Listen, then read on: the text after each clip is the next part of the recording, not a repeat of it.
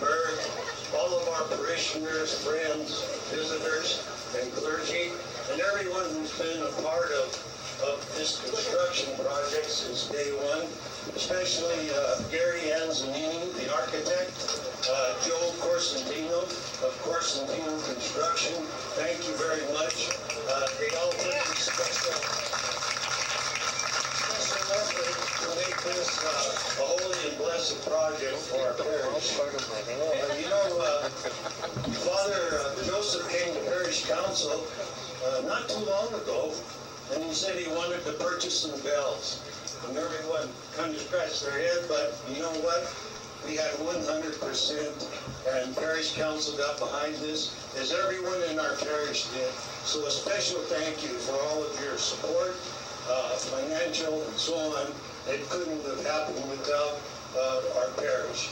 I just think it's wonderful that every time we hear the bells ring, it's going to be a reminder to all of us as to why we're here and why we worship. But I think it's wonderful that they'll be standing forever, inviting people to our parish, and welcoming people to our parish to be part of our worship forever. Thank you. I'd like to welcome also Bob and Shirley Gochee from Muscatine, Iowa. Bob was one of the originals who brought the bells in the back of the trailer. Bob, would you please come forward, please? And Shirley.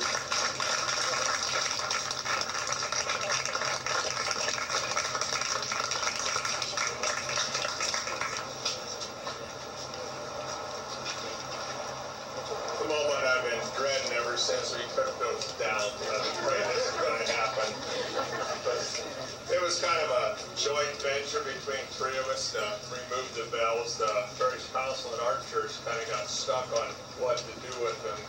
They really were looking for direction, so we stepped forward and said we want to take them down, and the church wouldn't have to worry about the bells, but it was getting to be a problem. Because it was about 90 foot up in a tower. Well, that's a little exaggeration, but it's 90 foot to where the cross was on the top, and we brought the cross down too. So with that, we wanted to find a Catholic church that needed bells. That was a mission that we had. We were not going to see the bells go to anything other than a Catholic church. It was fitting that it came from St. Mary's to St. Joseph's. And we're very happy all three of us were able to see the wonderful parish here that you have, and all the people and the excitement and the joy that it brought to them. And it's going to make our hearts all warm knowing that they'll be here for at least another 130 years like they were in Muscatine.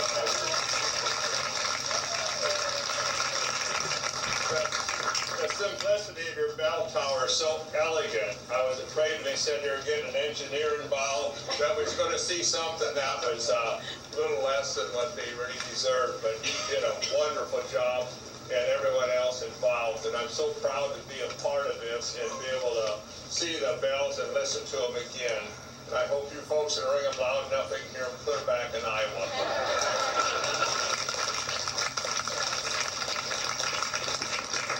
I want to invite Joe Corsentino, contractor for our bell tower, to come forward, please.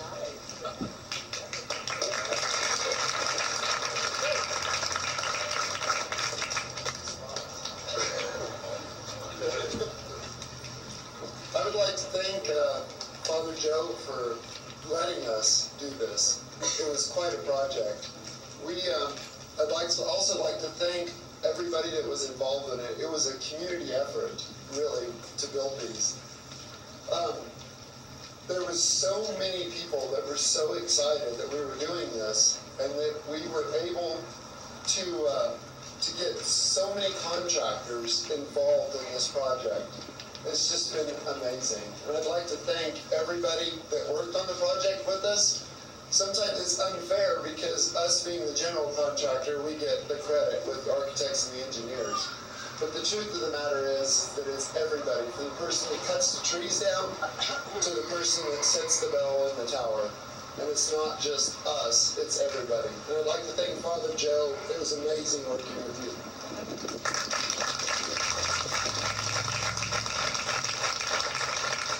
I'd like to introduce Barbara, who was also one of the, when we started this whole process of getting the bells from Iowa. Barbara?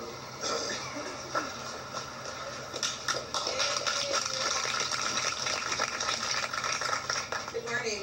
My name's Barbara Lahamadou, and I was new to the parish when Father gave me a call last May. I thought he was calling, wish me happy birthday. I thought, wow, this is really a different kind of parish. And my husband said, I don't think so. You usually see priests at church, and sometimes you don't see them when you go to confession. So that was kind of our relationship at the time. And basically, he started out by saying, I want something. And he said, I've been dreaming of bells. And I said, when I dream, I make sure I'm lying down. And he said, I'd really like to have some bells. And he said, can you do that for me? And I wasn't sure I could, but I said, sure, Father, whatever you want. Let me tell you that this whole experience is a teaching experience. So watch what you say before you said, sure, Father. So I got on the internet and I started researching how you got a bell. And you can get a brand new bell for $300,000. They'll cast them for you anywhere in the United States that has a bell foundry, or you can go to France and pay $500,000. Then Father said that was out of his budget. Can you believe that? So I thought, well, maybe I can find some decommissioned parishes. And sure enough, I did. I found some. But then I found out that there's bell scalpers, and they're looking to buy bells just as much as Father is. So how do you deal or how do you compete with a bell scalper? Well, you find out everything you can about them. So I found out that they bid low and sell real high. So they were bidding somewhere in the neighborhood of $5,000 to $7,000 for a bell, and they would sell them to us for $125,000 each. What a deal! So I found out who was bidding against us, and I found out what the interests were at Muscatine. Found a great guy on the council there, or on the committee, Tim Nelson. He's an electrician, but every Saturday he and his cohorts, Bob Gochee and Robert, somebody else, I forgot his name, Bob Fulton, they get together and they have coffee and they make decisions. And I was a person of one with no committee, because I swore after 42 years of government service I'd never be on another committee. And so we would make an offer to them, and then they'd go have coffee and they'd think about it. And we went back and forth. And finally, we got 3 bells for a very reasonable price, because we knew what they wanted. They wanted all bells to be together in the Catholic Church, and they wanted people who would take care of them and love them as much as they did. So now they're a little concerned that we won't go up there and oil the joints regularly, but my best wishes actually to the Muscatine people. Bob Fulton's wife is suffering from cancer, so she couldn't come here today. Tim Nelson's busy with other things. And I really think this is a learning moment. The little parish that did. So thank you very much.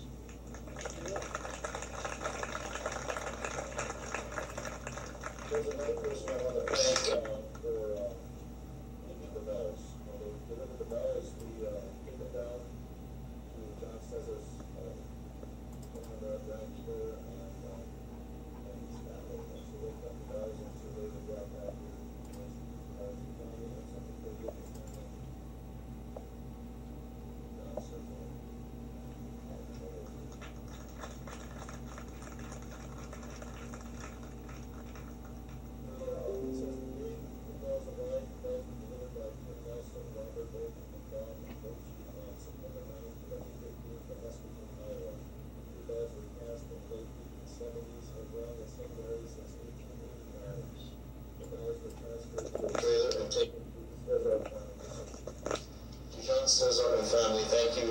Celebration Brigade carried the bells that are all ringing at St. Joseph's Catholic Church, June 19th, 2016.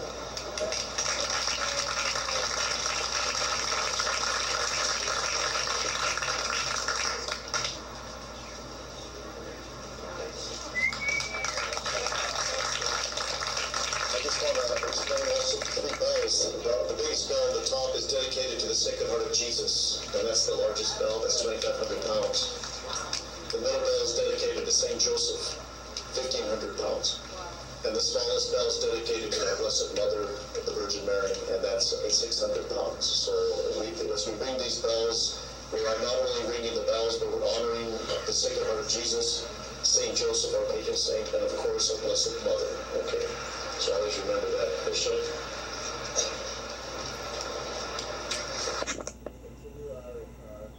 Our celebration this afternoon in the name of the Father, and of the Son, and of the Holy Spirit. The grace of our Lord Jesus Christ, and the love of God, and the fellowship of the Holy Spirit be with you all. My brothers and sisters, this is a joyous day for us. The completion of the new bell tower we have an opportunity to advance and praise God's name.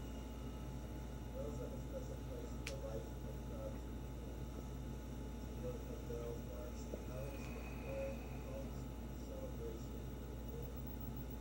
Bells connote us to important events, both happy and sad, in the life of the church and community. Let us then participate devoutly in this celebration, so that whenever we hear the ringing of the bells, we will remember that we are one family, coming together in unity in Christ our Lord. My brothers and sisters, listen to the words of the Holy Gospel according to Mark. Later, as the 11 were at table, Jesus appeared to them and rebuked them for their unbelief and hardness of heart, because they had not believed those who saw him after he had been raised. He said to them, "Go into the whole world and proclaim the gospel to every creature. Whoever believes and is baptized will be saved. Whoever does not believe will be condemned."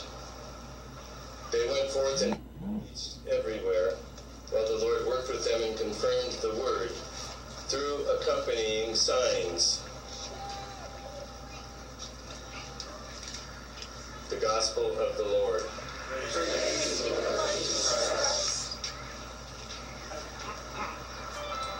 Let us pray. We praise you, Lord, Father, all holy. To a world wounded and divided by sin, you sent your only Son. He gave his life for his sheep, to gather them into one fold and to guide and feed them as their one shepherd. May your people hasten to your church when they hear the call of these bells. May they persevere in the teaching of the apostles, in steadfast fellowship, in unceasing prayer, and in the breaking of the bread. May they remain ever one in mind and heart to the glory of your name. And grant this through Christ our Lord. Amen.